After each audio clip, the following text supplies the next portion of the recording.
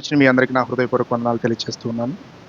స్థానిక సంఘానికి, దైవజనులకి నా హృదయపూర్వకమైన వందనాలు. మమ్మల్ని ఆహ్వానించి మాకు ఇచ్చినటువంటి సమయాన్ని బట్టి క్రీస్తునామం పేరట వందనాలు తెలియజేస్తున్నాను. ప్రార్థన చేసుకుని వాక్యంలోకి వెళ్దాం. మమ్మల్ని ఆత్మికులుగా ప్రేమించిన మా ప్రియ పరలోక తండ్రి, జీవం గల మా దేవ, కృపగల మా తండ్రి, మీకు వేలాది వందనాలు, స్తుతులు, స్తోత్రాలు ప్రభువైనా. అని ప్రభువైనా ఈ యొక్క క్రిస్మస్ ఆరాధనలో మమ్మల్ని అందరినీ ఉంచినందుకు మీకు వేలాది వందనాలు, స్తోత్రాలు ప్రభా. వాక్యం ద్వారా మీరు మా హృదయాలతో మాట్లాడిన ప్రభువైనా, సరి చేసుకోవాల్సిన విషయాలన్నీ కూడా నాయన మా హృదయానికి తండ్రి ప్రభ అర్థమయ్యే రీతిగా తండ్రి ప్రభ మాకు వివరించండి ప్రభువైనా. ఆత్మీయ ఆహారంతో నింపి పంపించండి ప్రభువైనా. ఈ యొక్క క్రిస్మస్ ఆరాధన తండ్రి ప్రభువైనా అంతటిలో మీరు నడిపిస్తారని యేసుక్రీస్తు అంతటి అడిగి వేచినాం తండ్రి. ఆమె అందరు బాగున్నారా? నేను ఎంతమంది తెలుసు? అందరికీ తెలుసు కదా. ఇక్కడ కొత్తగా ఏమీ నేను ఇంట్రడ్యూస్ చేసుకోగలదు, ఎందుకంటే మన బ్యాంకు మన ఊర్లు కాబట్టి. ఓకేనా? ఈరోజు ఏంటి మన దినం యొక్క ప్రాముఖ్యత? ఏమో క్రిస్మస్. క్రిస్మస్ అంటే ఏంటమ్మా? మరి నేను మేనేజర్ని కాబట్టి అడుగుతా. వీళ్ళకలా దైవజనులు అనుకో వరుసగా చెప్పుకుని వెళ్ళిపోతారు. నాకంత సబ్జెక్ట్ ఉండదు కాబట్టి నేను అన్నీ అడుగుతాను. మరి చెప్పాలి మీరు.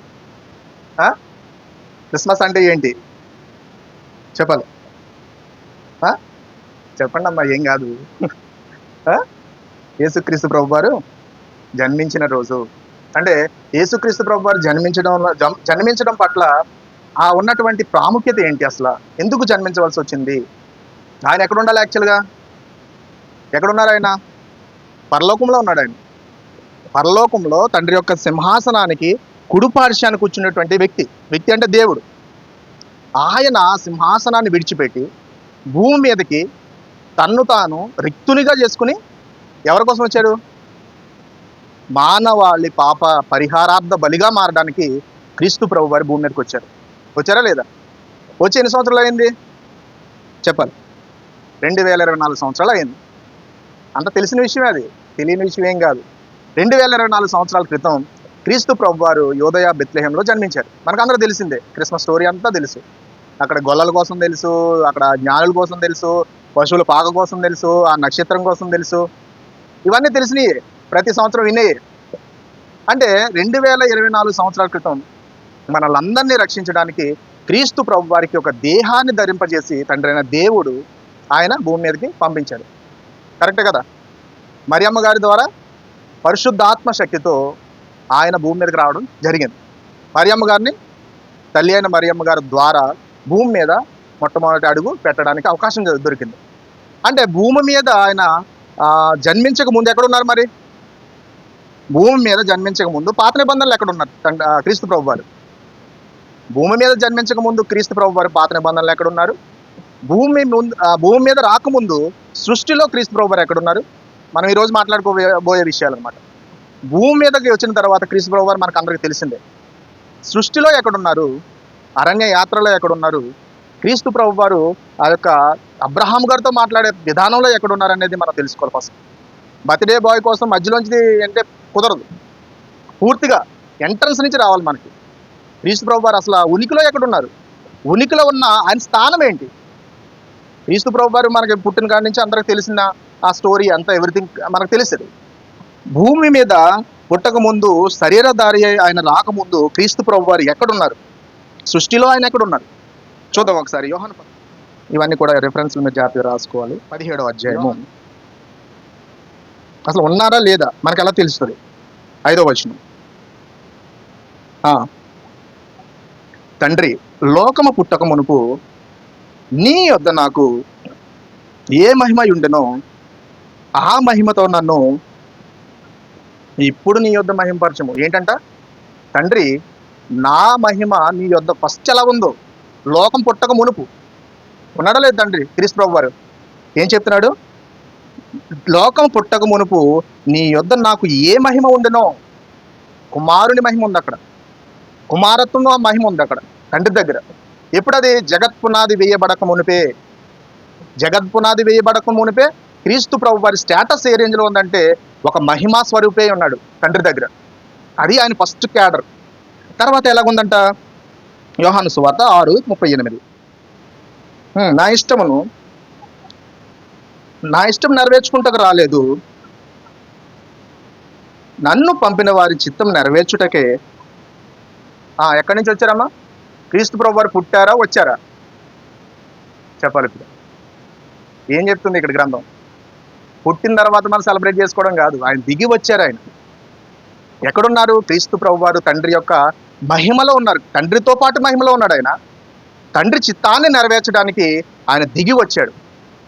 మనము పుట్టాడు ఓకే, పుడతా అంటే మనకి శరీరాన్ని దేవుడు శరీరధారి అయి రావాలి. ఎందుకు శరీరాన్ని ధరించాలని అంటే మన పాపాలన్నీ కూడా ఆయన శరీరం మీద వేయబడాలి. అది దాని ముఖ్యమైనటువంటి కారణం. లేదంటే తండ్రి దగ్గర క్రీస్తు ప్రభు వారి యొక్క స్టేటస్ ఆ రేంజ్లో ఉంది. ఇంకా ఎలా ఉంది అసలు? ఇంకొకసారి చూద్దాం. క్రీస్తు ప్రభు వారు సృష్టిలో ఆయన పాత్ర ఎలా ఉంది? మొట్టమొదటి పాయింట్ ఏంటి? తండ్రి అయిన దేవుని దగ్గర ఆయన మహిమలో ఉన్నాడు. రెండోది, తండ్రి చిత్తాన్ని నెరవేర్చడానికి ఆయన దిగి రావాల్సి వచ్చింది. ఇక్కడ రెండో విషయం మనం గమనించినట్లయితే సృష్టిలో ఆయన పాత్ర ఎలా ఉంది? మనకి సృష్టి అంటే ఏమనేది తెలుస్తుంది. బేసిక్గా సృష్టి అంటే ఎలా మనం స్టార్ట్ అవుతుంది? ఆదికాండం 1వ అధ్యాయంలో ఎలా ఉంటుంది సృష్టి? శూన్యంగా ఉన్నప్పుడు, నిరాకారంగా ఉన్నప్పుడు తండ్రి అయిన దేవుడు అన్నింటినీ, పగల్ని, రాత్రిని, సూర్యచంద్ర నక్షత్రాలని, పశుపక్షాదుల్ని, క్రియేషన్ అంతా చేసిన తర్వాత క్రియేషన్లో మరి క్రీస్తు ప్రభు వారి మాట కనిపించదు మనకు కదా. మరి ఎక్కడున్నాడు అప్పుడు? సృష్టిలో తండ్రి మాత్రమే ఉన్నాడా? మరి క్రీస్తు ప్రభు వారి క్యారెక్టర్ ఎక్కడుంది సృష్టిలో? ఒకసారి చూద్దాం. యోహాను సువార్త 1వ వచనం. ఆది యందు వాక్యము ఉండెను, వాక్యము దేవుడై ఉండెను, అది దేవుని యందు, ఆయన ఆది యందే దేవుని యందు ఉండెను, సమస్తము ఆయన మూలంగా కలిగాను. ఇక్కడ మనం అండర్లైన్ చేసుకోవాల్సింది ఏంటంటే సమస్తము ఎవరి మూలంగా కలిగిందండి? తండ్రి అనుకుంటాం మనం. అక్కడ సమస్తము ఆయన మూలంగా కలిగింది. సూర్యచంద్ర నక్షత్రాలను క్రీస్తు ప్రభు వారు తయారు చేశారు, క్రియేట్ చేశారు. సమస్తాన్ని క్రియేట్ చేశారు. మనుషుల్ని కూడా క్రియేట్ చేశారు. ఆయన మనుషుల్ని, ఆదాముని అవ్వను కూడా ఎవరు తయారు చేశారనేది మనకు తెలుస్తుంది. ఒకసారి 1 కొరింథీయులకు రాసిన పత్రిక. అసలు క్రీస్తు ప్రభు వారు ఉనికి ఏంటనేది మనం తెలుసుకుంటున్నాం. తర్వాత ఆయన బర్త్డే దగ్గరికి వస్తాం. పాత నిబంధనలు ఆయన ఎక్కడ ఉన్నారని తెలుసుకుంటూ ఉన్నాము. తర్వాత వస్తాం. 1 కొరింథీయులకు రాసిన పత్రిక 8వ అధ్యాయము 6వ వచనం. ఆకాశమందైనను భూమి మీద అయినను దేవతలు అనబడి ఉన్నవి మనకు ఒక్కడే దేవుడై ఉన్నాడు, ఆయన తండ్రి. ఆయన నుండి సమస్తమును కలిగెను, ఆయన నిమిత్తము మనమున్నాము, మరియు మనకు ప్రభువు ఒక్కడే, ఆయన యేసుక్రీస్తు. ఆయన ద్వారా సమస్తమును కలిగెను, మనము ఆయన ద్వారా చాలండి. సమస్తము కలిగింది. క్రియేషన్ అంతా కూడా ఎవరు చేశారు? ఏమనుకుంటాం మనం? క్రియేషన్ అంతా ఎవరు చేశారు అనుకుంటాం? సృష్టి అంతనే యెహోవా దేవుడు అనుకుంటాం. కానీ ఇక్కడ ఏం చెప్తున్నాడు? మరి క్రీస్తు ప్రభువు ద్వారా సమస్తం కలిగింది. అట్ ద సేమ్ టైం ఆదాము అవ్వను ఎవరు చేశారు కూడా చెప్తూ ఉన్నాడు. మనము ఆయన ద్వారా కలిగిన వారం. మనుషులుగా మనము ఎవరి ద్వారా కలిగాం? క్రీస్తు ప్రభు వారి ద్వారానే కలిగాం. నాసిక రంధ్రంలో యెహోవా దేవుడితో పక్కన ఎవరున్నారు? యేసుక్రీస్తు ప్రభు వారు ఉన్నారు. మొట్టమొదటిగా ఆయన ఎక్కడున్నారు?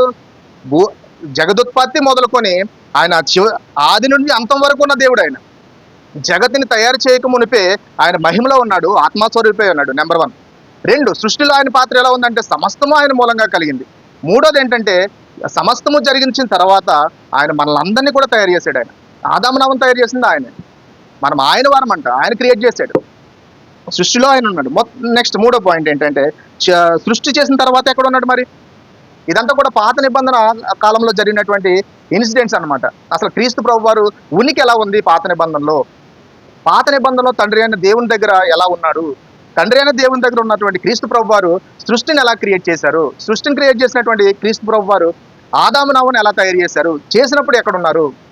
సృష్టి తయారు చేసిన తర్వాత అసలు దేవుడు ఇంకా ఎక్కడ ఉన్నాడు చూద్దాం ఒకసారి. పాత నిబంధనలో మీకా గ్రంథము 5వ అధ్యాయము 2వ వచనం.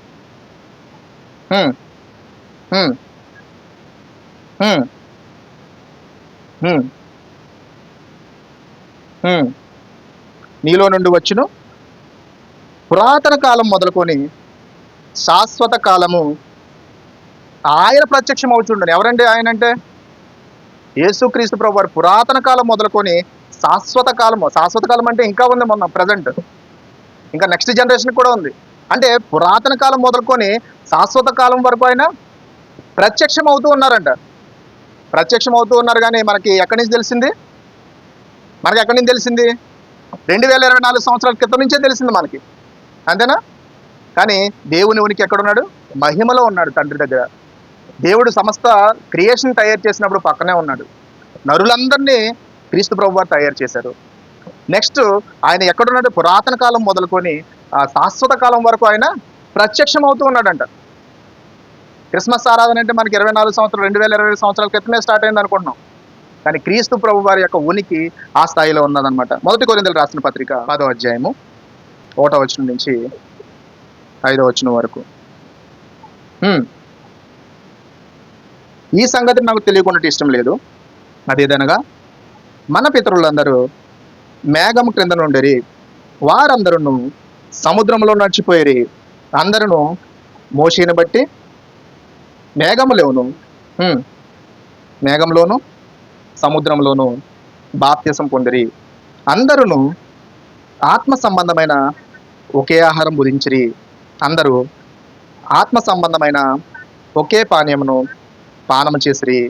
ఏలైనగా తమ్మను వెంబడించిన ఆత్మ సంబంధమైన బండలోని త్రాగిరి. చాలండి. ఇక్కడ మనం ఎక్కడికి వచ్చేసాం? మళ్ళీ అరణ్యయాత్రలోకి వచ్చేసాం. క్రియేషన్ అయిపోయింది, ఆదాము పుట్టించాడు దేవుడు. తర్వాత అరణ్యయాత్రలో క్రీస్తు ప్రభు వారి పాత్ర ఎక్కడుంది? ఏం చెప్తున్నాడు ఇక్కడ? బండ క్రీస్తు తమ్మును వెంబడించిన ఆత్మ సంబంధమైన బండలో ఉన్నది. తమ్మును ఎవరు వెంబడించారు?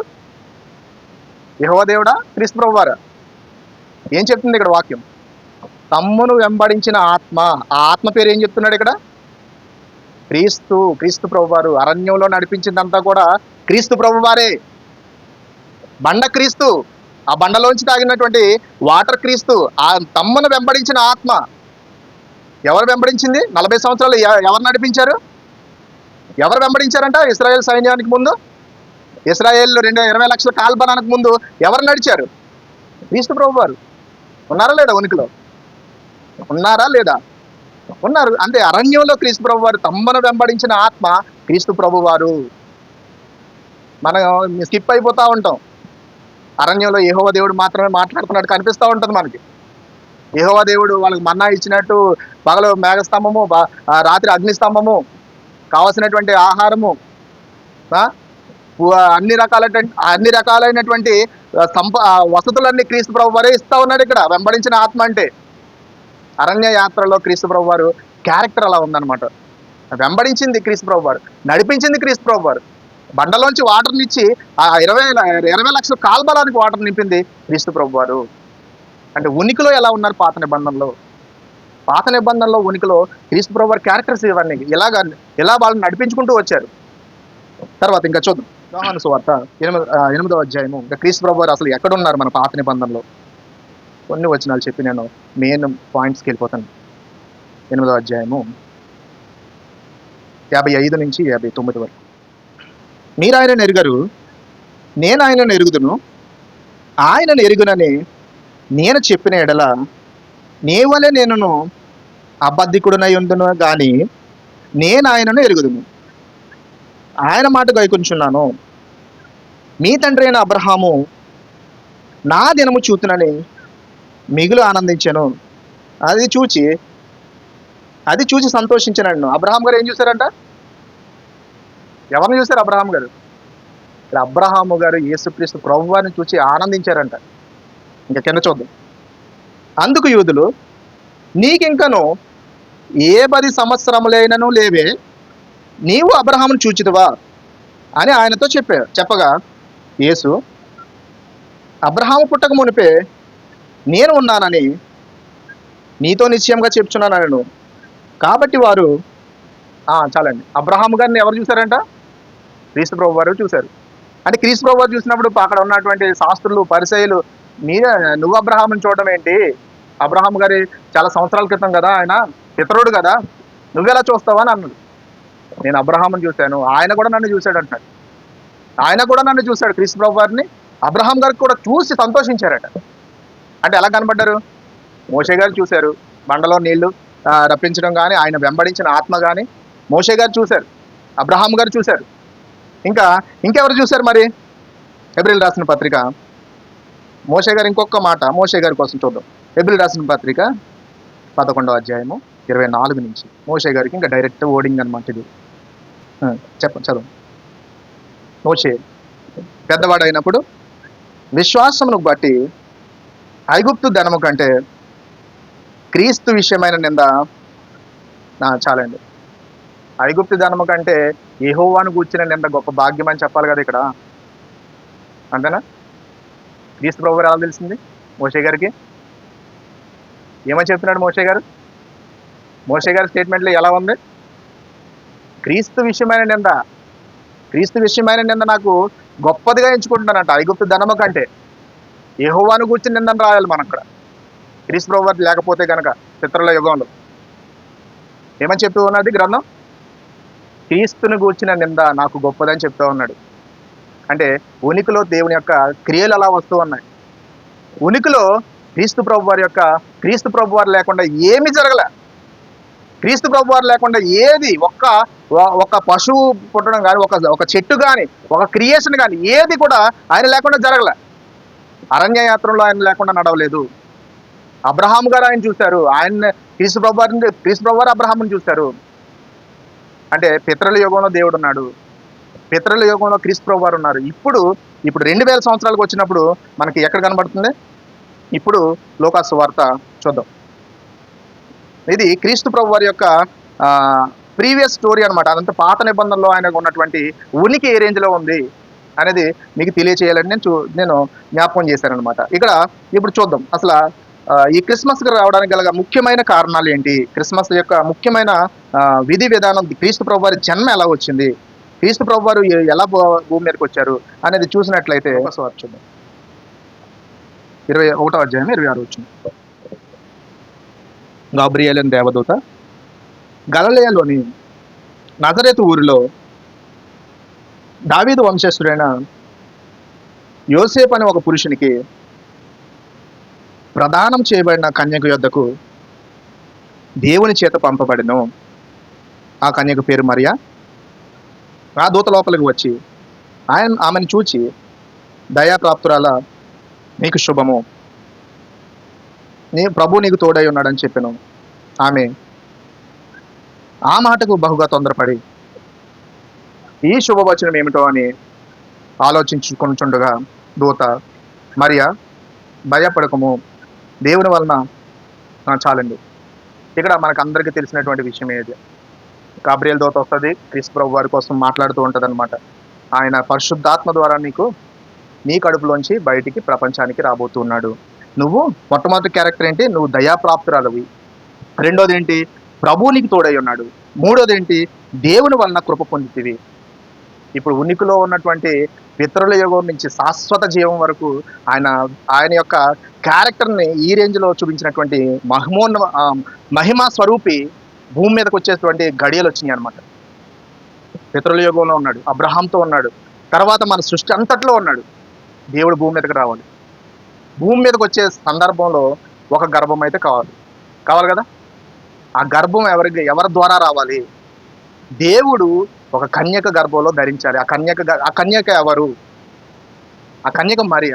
అంటే దేవుడే తన కడుపులోంచి బయటికి రావాలని అంటే ఎంత పవిత్రాలై ఉండాలి ఆమె. ఈ కాంటాక్ట్ చెప్పేటప్పటికి మరియ గారి ఏజ్ ఇంచుమించుగా 12 నుంచి 15 సంవత్సరాల మధ్యలో ఉంటుంది. అంటే 12 నుంచి 15 సంవత్సరాల మధ్యలో ఉన్న అమ్మాయితో, అంటే 8th క్లాస్ నుంచి 9th క్లాస్ మధ్యలో చదువుకున్న పాప గాబ్రియేలుతో వచ్చింది సడన్గా. అంటే యూదురాళ్ళు కాబట్టి వాళ్ళు ధర్మశాస్త్రం అంతా చదువుతూ ఉంటారు. యూదులు కాబట్టి ధర్మశాస్త్రాన్ని ఖచ్చితంగా పాటించే వ్యక్తులు వాళ్ళు. గాబ్రియేలుతో వచ్చింది, సడన్గా వచ్చి మన 8th క్లాస్ చదివే పాప దగ్గరికి వచ్చి, నీకు గర్భం ధరిస్తుంది, నీకు దేవుడు పుడుతుంది, దేవుడు నీకు కడుపులోంచి బయటకు వస్తాడంటే ఎలా ఉంటారు అసలు? అంటే మరియమ్మ గారు, యోసేపు గారిని మనం పెద్ద మనుషులుగా చూస్తాం, కానీ ఆ టైంలో వాళ్ళు యంగ్ కపుల్స్, వాళ్ళు చాలా యంగ్ కపుల్స్. వాళ్ళు అంటే చిన్న అమ్మాయి ఆవిడ. మరియమ్మ గారు అనేది తల్లి చాలా చిన్నది, కానీ ఇమీడియట్గా ఎలా డైజెస్ట్ చేసుకుంటాను అంటే ఆల్రెడీ తనకి ప్రదానం చేయబడింది.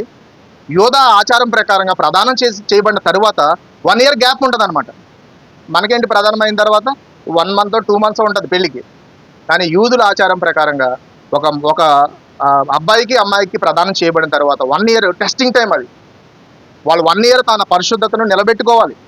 ఆ 1 ఇయర్లో వాళ్ళకి ఎటువంటి సమాచారం అందినా, 1 ఇయర్లో వాళ్ళు ఎటువంటి చెడు ఉద్దేశాలకి వెళ్ళినా వెంటనే వాళ్ళు క్యాన్సిల్ చేసుకోవచ్చు. క్యాన్సిల్ చేసుకోవడమే కాదు, ఎటువంటి తప్పు చేసి నిరూపించబడితే గనక అమ్మాయి తండ్రి ఇద్దరిని కూడా రాళ్ళతో కొట్టి మోషే ధర్మశాస్త్రం ప్రకారంగా చంపేస్తారు. ఇటువంటి సందర్భంలో మరియమ్మ గారు ఉన్నారు. అటువంటి సందర్భంలో గాబ్రియల్ దూత వచ్చింది. గాబ్రియల్ దూత వచ్చి పబ్లిక్లో చెప్తే బాగుండేది, అంతేనా?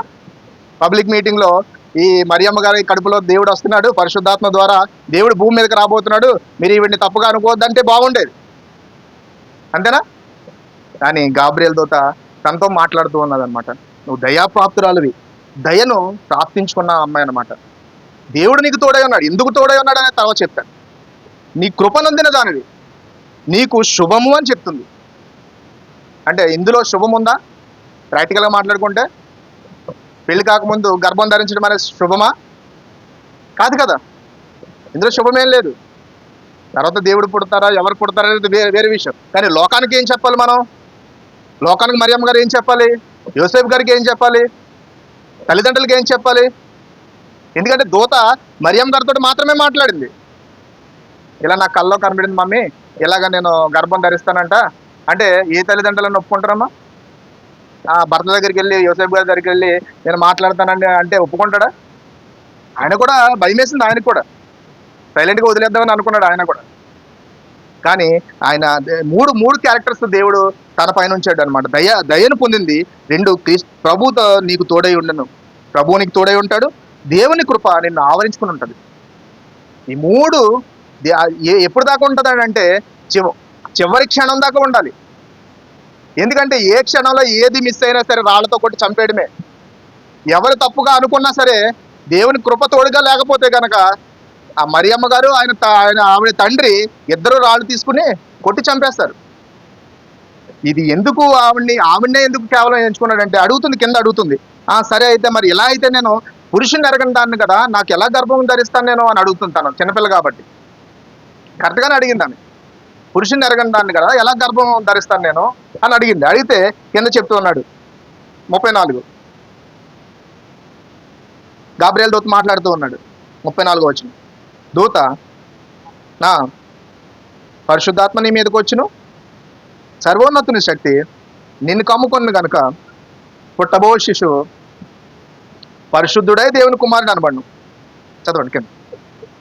మరియు నీ బంధువురాలు, ఇంకొంచెం ఆవిడికి ధైర్యం తీసుకురావడానికి దూత చెప్తా ఉన్నదన్నమాట. ఇంకా గాబ్రియల్తో దూత చెప్తా ఉంది, నువ్వే కాదు నీ బంధువురాలు ఉంది కదా ఎలిజబెత్, తన వృద్ధాప్యమందు ఒక కుమారుని గర్భం ధరించి ఉన్నది. ఆల్రెడీ ఆవిడకి స్టేటస్ ఇచ్చేశారు, వృద్ధురాలు అయిపోయింది కాబట్టి ఇంకా పిల్లలు పుట్టే ఛాన్స్ లేదు కాబట్టి ఆవిడ గుడ్రాలని సమాజం ముద్ర వేసేసింది. ఆమెకు ఇది 6వ మాసం. యోహాన్ గారు అన్నారన్నమాట కడుపులో. దేవుడు చెప్పిన ఏ మాట నేను నిరర్ధకం కానేరదని ఆమెతో చెప్పాను. అందుకు మరియా, ఇదిగో ప్రభు దాసురాలను, నీ మాట చెప్పిన చాలండి. ఇంకా ఒకటి అడిగింది, నేను పురుషుని ఎరగని దాన్ని కదా ఎలాగ నాకు గర్భం ధరిస్తానంటే పరిశుద్ధాత్మ నిన్ను కమ్ముకుంటుంది, పరిశుద్ధాత్మ ద్వారా నువ్వు బిడ్డని కంటావు అని చెప్పిన తర్వాత చెప్పింది నా జీవితం ఏమైపోయినా పర్వాలేదు. తను ఇంకా వేరే ఆలోచన ఏమీ లేదు, వేరే ఆలోచన ఏం పెట్టుకోలేదు. ఒకటే చెప్పింది, ఇదిగో ప్రభు దాసురాలను, నీవు ఏదైతే అంటున్నావో అదన్నీ కూడా నా జీవితంలో జరగాలని చెప్పేసింది.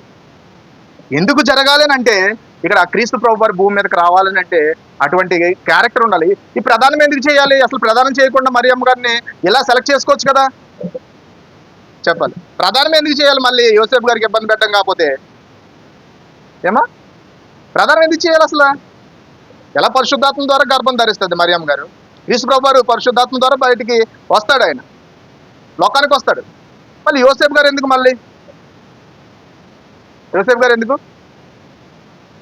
ఇంకా మనలాంటి వాళ్ళు ఎవరు క్వశ్చన్ చేయకూడదండి. ఇంక మనలాంటి వాళ్ళు ఎవరు కూడా ఒకలే పుట్టారని, స్త్రీకే డైరెక్ట్గా పుట్టారనుకోండి, చాలా మంది దేవుళ్ళు అలాగే పుడతారు. చాలా మంది దేవుళ్ళు ఉన్నారు లోకంలో, అలా పుట్టిన వాళ్ళు సింగిల్గా. కానీ లోకం అపార్థం చేసుకోవద్దు, లోకం దృష్టిలో దేవుడు అపార్థం అవ్వద్దు. క్రీస్తు ప్రభు వారికి తండ్రి ఉండాలి, తల్లి ఉండాలి. అందుకనే యోసేపు గారితో ఆ ప్రదానం చేయబడిన తర్వాత గాబ్రియల్తో వచ్చి మాట్లాడుతుంది. ప్రదానం చేయబడక ముందే చేయొచ్చు ఈ కార్యక్రమం, కానీ యోసేపు గారు ఖచ్చితంగా ఉండాలి అని దేవుని నిర్ణయం అది. ఇంకా చూసినట్లయితే అసలు ఈ యొక్క జీవితంలో మరియమ్మ గారి యొక్క జీవితంలో ఇంత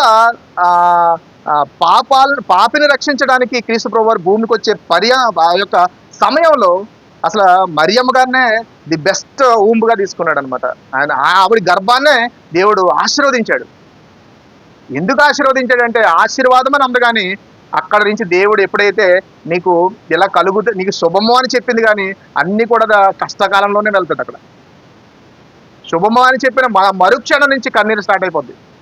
శుభము అని చెప్పిన మరుక్షణం నుంచి ఆ యొక్క సిచ్యువేషన్స్ అన్ని మారిపోతాయి, పరిస్థితులన్నీ మారిపోతాయి. పరిస్థితులన్నీ మారిపోయి యేసుక్రీస్తు ప్రభు వారు భూమి మీదకి వచ్చే యొక్క క్రమంలో 9 నెలలు మోస్తుంది తల్లి. మోసిన తర్వాత క్రీస్తు ప్రభు వారు కదా ఎంత కష్టపడి మోసింది కదా, కొంచెం మంచి కంఫర్టబుల్ డెలివరీ ఇవ్వచ్చు కదా. ఇచ్చాడమ్మా.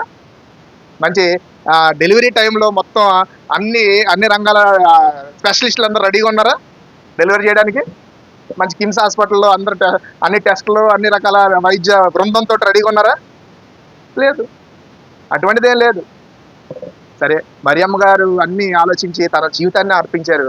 సరే, మంచి డెలివరీని ఇద్దాం కదా, కొంచెం చక్కగా డెలివరీ అయిన తర్వాత పరిస్థితులన్నీ సర్దుకుంటాయంటే ఆ 9 నెలల కడుపు వేసుకుని ఆ ఇంటింటికి వెళ్ళి అయ్యా సత్రంలో స్థలం లేదు, కొంచెం ప్లేస్ ఇవ్వండి, డెలివరీ చేసుకుంటారు అని యోసేపు గారు మరియమ్మ గారు ఇంటింటికి డోర్ నాక్ చేశారు. ఎంత కష్టమైన పరిస్థితి. శుభం అని చెప్పింది కదా దేవుడు. దేవదత్త ఏం చెప్పింది? నీకు శుభం జరుగుతుంది. శుభం అంటే మనకి మంచి డెలివరీ అవ్వాలి కదా. శుభం అంటే క్రైస్తవ సమాజానికి ఏంటి? గాబ్రియల్ దూత మా ఇంటికి వచ్చింది అనుకోండి, శుభం అని చెప్పింది అనుకోండి, నేను బ్యాంక్ ఈడీ అయిపోతాను, లేదంటే బ్యాంక్ డిపార్ట్మెంట్గా నేను హెడ్ అవుతా. శుభం అంటే అలా ఉంటుంది కదా మన క్రైస్తవ సమాజానికి. శుభము అంటే ఆశీర్వాదాలతో నిండిపోవాలి, ఆశీర్వాదాలతో పట్టరాని విస్తారమైన ఆకాశవాకిలు విప్పి మనకు అన్ని పడిపోవాలి కిందకి, అంతేనా? కానీ శుభము అని చెప్పిన మరుక్షణం నుంచి కష్టాలు స్టార్ట్ అయిపోయి మరియమ్మ తల్లి గారికి. సత్రంలో కూడా స్థలం లేదంట. ఇంత టెస్టింగ్ ఎందుకు వాళ్ళకి? ఎంత టెస్టింగ్ అవసరం మరియమ్మ గారికి యోసేపు గారికి అంటే? ఎందుకు ఆ యొక్క మరియమ్మ గారి క్యారెక్టర్ని మనం ఒక్కసారి ఈ యొక్క క్రిస్మస్ వేడుకలో ఒకసారి అబ్జర్వ్ చేస్తే ఎంతో పేషెన్స్ ఉంటుంది. అందుకని దేవుడు నీకు తోడై ఉంటాడు ప్రతి సిచ్యువేషన్లో కూడా. దేవుడు నీకు తోడై ఉన్నాడు. నీకు దయ పొందావు, దయ పొందడం ద్వారా పరిశుద్ధాత్మ ద్వారా గర్భం ధరించావు, కానీ దేవుడు నీకు తోడై ఉంటాడు. దేవుడు తోడై ఉన్నాడు కాబట్టి నువ్వు ప్రతి డోర్ దగ్గరికి వెళ్ళినా సరే ప్లేస్ లేదు, డెలివరీ చేసుకోవడానికి ప్లేస్ లేదు. ఏ రోడ్డు మీద అయిందో కూడా తెలియదు. పశువు పాకలు పడుకోబెట్టారు అంతే, పశువుల పాకలు డెలివరీ అవ్వాలా. డెలివరీ ఎక్కడైందో తెలియదు, గ్రంథం ఏం మాట్లాడలా. డెలివరీ అయిపోయిన తర్వాత తీసుకొచ్చి పశువుల పాకలో తొట్టెలో పడుకోబెట్టారు అంతే. డెలివరీ రోడ్డు మీద కూడా అయిపోవచ్చు. అంటే ఎంత కష్టమైన పరిస్థితి. మనం ఒకసారి ఆలోచిస్తే ఎంత పేషెన్స్ ఉండాలి మరియమ్మ తల్లి గారికి. ఈరోజు సమాజంలో క్రైస్తవ సమాజంగా మనం పిలువబడుతున్నాం, కానీ మనకు నిజంగా దేవుని పట్ల అంత ప్రేమ మనం చూపించగలుగుతామా? కష్టం వస్తే అన్నీ నా జీవితంలోనే వచ్చినాయి, అంతా దేవుడు నన్నే పనిష్ చేస్తున్నాడు, మీకు శుభం అని చెప్పాడు కదా, ఇదేంటి నాకు డెలివరీ చేసుకోవడానికి కూడా ప్లేస్ లేదంటే ఎలా ఉంటుంది? క్రీస్తు ప్రభు వారు లోక రక్షకుడు వస్తున్నాడు, నార్మల్ బేబీ కాదు, లోక రక్షకుడు వస్తున్నాడు. లోక రక్షకుడు మోస్తున్నటువంటి కడుపది, లోక రక్షకుని భూమి మీదకి అందించేటువంటి కడుపది, లోక రక్షకుని ముద్దాడేటువంటి తల్లి ఆవిడ.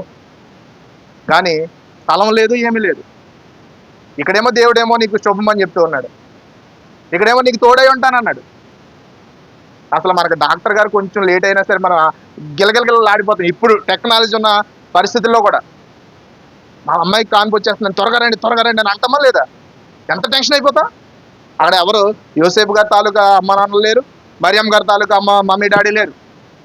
ఆ చుట్టూరు ఉండి చక్కగా డెలివరీ చేయడానికి ఇద్దరే ఉన్నారు, అంతేనా? సిచ్యువేషన్లో ఇద్దరే కనబడుతున్నారు. అంటే దేవుడు ఎలా తోడై ఉంటాడు. నీకు శుభము అంటే క్రైస్తవ సమాజానికి అన్ని మేళ్ళే జరగాలి. శుభము అంటే ఒక కష్టానికి కూడా మనం ఓర్చుకోం. శుభము అంటే ఒక కన్నీరు కూడా మనం ఓర్చుకోం. శుభము అంటే మనకి ఏ ఆపద రావద్దు మన ఇంట్లో. కానీ సమాజానికి అందించే ప్రపంచానికి అందించేటువంటి దైవ కుమారుడు ఆమె కడుపులోంచి పుడుతూ ఉన్నాడంటే ఏ శుభము లేదు ఆవిడికి. ఇంకా ముందుకు వెళ్తే ఇంకా ఘోరంగా ఉంటుంది. పుట్టిన తర్వాత ఏమైంది? పుట్టిన తర్వాత స్థలం లేదు, పశువుల తొట్టిలో పడుకోబెట్టారు. తర్వాత తర్వాత ఏమైంది? ఏదో ఆ 7వ రోజు వస్తూ ఉన్నాడు. 7వ రోజు యెరూషలేము దేవాలయానికి ఇద్దరు కూడా మరియమ్మ గారు, యోసేపు గారు తీసుకుని వస్తూ ఉన్నారు. తీసుకుని వచ్చి సున్నతి చేయించడానికి తీసుకొస్తున్నప్పుడు లోకాసు వార్త ఒకసారి చూద్దాం. వాళ్ళ దంపతులను, నవ దంపతులను ఎలా దీవించాడు అనేది ఇక్కడ సిమియోన్ గారు ప్రవక్త ద్వారా ఏం చెప్తున్నాడు ఒక లోకాసు వార్త 2వ అధ్యాయము 37 వచ్చింది. మరియు నీ హృదయంలోనికి ఒక ఖడ్గము దూసుకుని పోవునని చాలండి. ఏం చెప్పింది అక్కడ? గాబ్రియల్ దూత ఏం చెప్పింది? గాబ్రియల్ దూత ఏం చెప్పిందమ్మా? అన్నీ నీకు శుభం కదా. పెళ్ళైన మరియతో 7వ రోజు మాట ఇది. అక్కడ 7 రోజులు ఎంత కష్టపడ్డారో మనకు తెలియదు కానీ, ఆ పశువుల పాకలో ఎన్ని రోజులు ఉన్నారో మనకు తెలియదు కానీ, 7వ రోజు యెరూషలేము దేవాలయాన్ని తీసుకొస్తూ ఉన్నారు. యెరూషలేము దేవాలయాన్ని తీసుకొచ్చిన తర్వాత ప్రవక్త చెప్తున్నటువంటి ఇద్దరు న్యూ బేబీ బార్న్ ని చేతిలో పెట్టుకుని యోసేపు గారు, మరియమ్మ గారు నుంచుంటే ఆయన ఇలా చేయబెట్టి నీ హృదయంలో ఖడ్గము దూసుకుని వెళ్ళిపోతుందని చెప్పాడు. తల్లికి ఎలా ఉంటుంది? మరియమ్మ గారికి చెప్పాలి. తల్లికి ఎలా ఉంటుంది అసలు? ఈ శుభమని చెప్పిన తర్వాత ఇదేమి వచ్చినాడు? క్రిస్మస్ వాతావరణంలో శుభమని చెప్పిన తర్వాత క్రీస్తు ప్రభు వారి యొక్క జన్మదిన వేడుకలో ఈ యొక్క విషయాలన్నీ కూడా మనకు వస్తూ ఉన్నాయి. శుభమని చెప్పిన తర్వాత ప్రవక్త ఏం చెప్తున్నాడంటే నీ హృదయంలో ఖడ్గము దూసుకుని వెళ్ళిపోతుంది. ఖడ్గం దూసుకెళ్ళిపోతుంది. ఈరోజు మనం దేవుని నమ్ముకున్న మనము ఇటువంటి సిచ్యువేషన్ మనం హ్యాండిల్ చేయగలం అసలు? ఇది 2024 సంవత్సరాల క్రితం. మరియమ్మ గారు ఎందుకు దయాప్రాప్తురాలయ్యింది? దేవుడు ఎందుకు ఆమెకు తోడుగా ఉన్నాడు? ఆయన కృప, దేవుని యొక్క కృపను ఎందుకు ఆవిడ పొందుకున్నదంటే ప్రతి ఇన్సిడెంట్లో కూడా ఆవిడ ధైర్యంగా ఉండాలి. క్రీస్తు ప్రభు వారిని లోకానికి అందించే 30 సంవత్సరాల వరకు లోకానికి అందించాలి.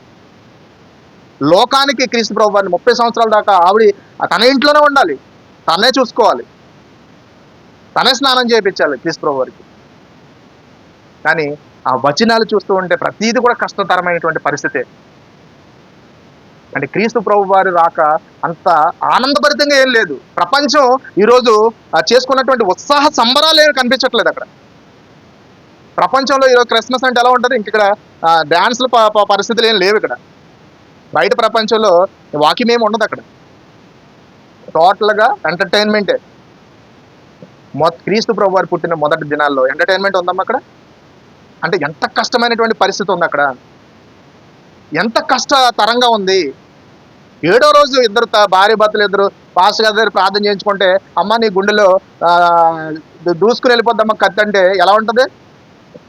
పాస్టర్ గారి దగ్గరికి వచ్చి ప్రార్థన చేయించుకుంటాం అనుకోండి, 7వ రోజు మొట్టమొదటిసారిగా సన్నిధిలోకి వచ్చి బిడ్డ పుట్టిన ఆనందంలో హ్యాపీగా వచ్చి మాట్లాడుతున్నప్పుడు ఇలాంటి వచనం వస్తే ఎలా ఉంటుంది? మనకి చాలా బాధగా ఉంటుంది. అసలు మనం భరించలే, ఇదేం మాటలు, ఎలాంటి మాటలు మాట్లాడుతున్నారేంటి. కానీ మన క్రిస్మస్ వాతావరణంలో మనం సమాజం అంతా ఒక రకంగా ఉంది. క్రిస్మస్ వాతావరణం అంటే అదే అంటున్నాను, క్రైస్తవ్యం అంతా కూడా దారి తప్పి ఏదో దారిలో వెళ్ళిపోతూ ఉంది. గ్రంథం ఏం చెప్తుంది, గ్రంథం ఏం మాట్లాడుతుంది, గ్రంథంలో ఏముంది అనే విషయాన్ని పూర్తిగా మర్చిపోయింది. క్రిస్మస్ అంటే సంబరాలు, క్రిస్మస్ అంటే డ్యాన్స్లు. పరిస్థితులు అలా లేవు. ఇది విన్న తర్వాత జ్ఞానులు వస్తారు. నెక్స్ట్ స్టేజ్లో జ్ఞానులు వచ్చిన తర్వాత 2 సంవత్సరాలు హేరోదు రాజు దగ్గరికి వచ్చి రాజుకు పుట్టినటువంటి కుమారుడు ఎక్కడ ఉన్నాడని అడుగుతారు. అడిగిన తర్వాత ఆయన టెన్షన్ అయిపోయి 2 సంవత్సరాల లోపు ఉన్న వాళ్ళని అందరినీ చంపేయమంటాడు. వధ. ఏం జరుగుతుంది అక్కడ? మొట్టమొదటి సెంచరీలో జరుగుతున్నది వధ. 2 సంవత్సరాలు ఉన్నటువంటి బాలులందరినీ చంపేస్తారు. అక్కడ ఏం సంతోషకరమైన వాతావరణం ఏం లేదు. తర్వాత కొంచెం పెద్దోడు అవుతాడు యేసుక్రీస్తు ప్రభు వారు పెద్దోడు అయిన తర్వాత సమాజ మందిరానికి ఒకసారి తీసుకొస్తారు తల్లిదండ్రులకి ఇద్దరు. తీసుకొచ్చిన తర్వాత ఆయన ఏం చేస్తాడు? సమాజ మందిరంలో పరిచయాలు శాస్త్రుల దగ్గర మాట్లాడుతూ ఉంటాడు. కానీ తల్లిదండ్రులు ఇద్దరు యోసేపు మరియ గారు వదిలేసి వెళ్ళిపోతారు. వదిలేసి వెళ్ళిపోయిన తర్వాత కొంచెం దూరం వెళ్ళిన తర్వాత ఏది కొడికేడని అనుకుంటారు. క్రీస్తు ప్రభు వారికి కనిపించరు. మళ్ళీ వెనక్కి వస్తారు. వెనక్కి వచ్చిన తర్వాత లోపల మాట్లాడుతూ ఉంటారు ఆయన. అప్పుడు లోపలికి వచ్చి మీ మమ్మీ మీ డాడీ బయట వెయిట్ చేస్తున్నారు, మీరు బయటికి వెళ్ళండి అంటే ఆయన ఏమంటాడు? మరి అప్పుడు నా తల్లి ఎవరో తెలియదు, నా తండ్రి ఎవరో తెలియదు. ఏమంటాడు? నా తల్లి ఎవరో తెలియదు, నా తండ్రి ఎవరో తెలియదు అని. మరియమ్మ గారి మనసు ఏమైపోయి ఉంటుందో ఆ టైంలో? ఏంటి నన్ను ఎంత మాట అన్నాడు ఏంటి అనుకుంటారా అనుకోరా? ఆయన దైవకుమారుడే, కానీ భౌతికమైనటువంటి రిలేషన్స్ లో ఉన్నప్పుడు ఆయన ఆలోచన ఎలా ఉంటది? ఆయన ఆలోచన ఏ రేంజ్ లో ఉంటది? వాళ్ళ తల్లిదండ్రుల ఆలోచన ఎలా ఉంటది? ఇదేంటి ఎంత మాట అనేసాడు ఏంటి, నా తండ్రి ఎవరో తల్లి ఎవరో తెలియదు అంటారు ఏంటి అని అంటే మరి అమ్మగారు ఇవన్నీ ఓర్చుకోవాల్సిందే. ఇంకా చివరి ఘట్టానికి వెళ్ళినప్పుడు ఎలా ఉంటుంది మరి అమ్మగారు? క్రీస్తు ప్రభు వారు శిలువ యాగంలో మరి అమ్మగారు ప్రతి క్షణం కూడా ఆయన వెంబడించారు. ప్రతి క్షణం ఆయన వెంబడించారు. గొల్గోత కొండ పైకెక్కి దాకా కూడా కుమారుని యొక్క దేహం ముక్క ముక్కలైపోతున్నప్పుడు తల్లిగా అక్కడే ఉంది. అందుకని దేవుడు నీకు తోడుగా ఉన్నాడు. ఎప్పుడు తోడుగా ఉన్నాడంటే ఆ టైంలో తోడుగా ఉన్నాడు. ఆయన కృప మరియమ్మ గారిని ఆవరించి ఉంది. ఏ తల్లిదండ్రి అయినా ఒప్పుకుంటారు అలాగా? ఎంత దేవుని కుమారుడైనా సరే క్రీస్తు ప్రభు వారిని ముక్క ముక్కలుగా చేస్తున్నప్పుడు మొత్తం వీపంతా దున్నపడింది, ముండ్ల కిరీటం. తల్లి మనసు ఎలా అయిపోయి ఉంటుంది అప్పుడు? మరియమ్మ గారిని ఒకసారి ఆలోచిస్తే, మన క్రీస్తు ప్రభు వారిని ఆలోచిస్తాం కానీ తల్లి అయిన మరిన్ని ఆలోచించాం. తల్లి అయిన మరి క్యారెక్టర్ బ్యూటిఫుల్ అనమాట బైబిల్లో. అందుకనే ఆవిడని సెలెక్ట్ చేసుకున్నాడు. ఆ టైంలో శిలువ యాగంలో ఏసేపు గారు కనిపించరు.